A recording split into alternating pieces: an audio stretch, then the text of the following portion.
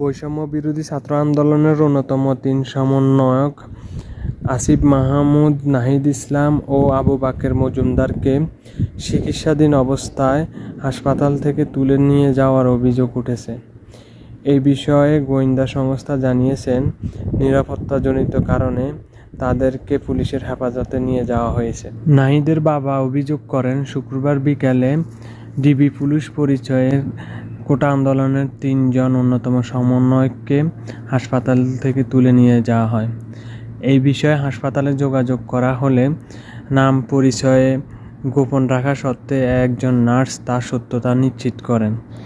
তিনি বলেন, তাকে ডিবি পুলিশ পরিচয়ে তিনজন সমন্বয়কের রিলিজ করতে। এই সময় যে প্রফেসরের আন্ডারে এই তিনজন সমন্বয়ক চিকিৎসাধীন অবস্থায় ছিলেন, ওই প্রফেসরের নির্দেশ ছাড়া উনি রিলিজ করতে পারবেন না বলে অপারগতা জানান।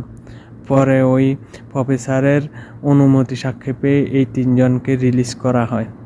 পরবর্তীতে ডিবি পুলিশ পরিচয়ে তাদেরকে তুলে নিয়ে যাওয়া হয়। এই বিষয়ে ডিবি প্রধান হারুনুর রশিদ বিবিসিকে জানান, নিরাপত্তাজনিত কারণে তাদেরকে পুলিশের হেফাজতে নেওয়া হয়েছে।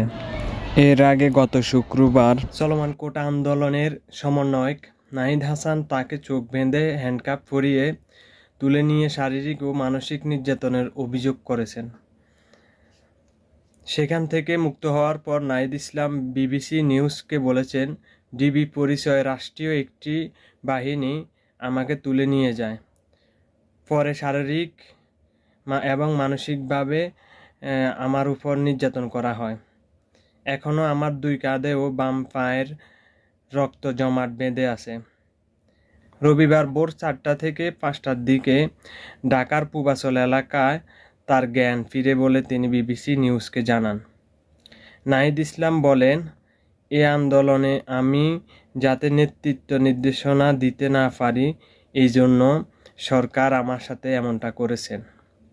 আপনারা জানেন, গত শুক্রবার কারফিউ জারি হওয়ার পরে নাহিদ ইসলামকে অপহরণ করেছে বলে অভিযোগ করছেন তার পরিবার।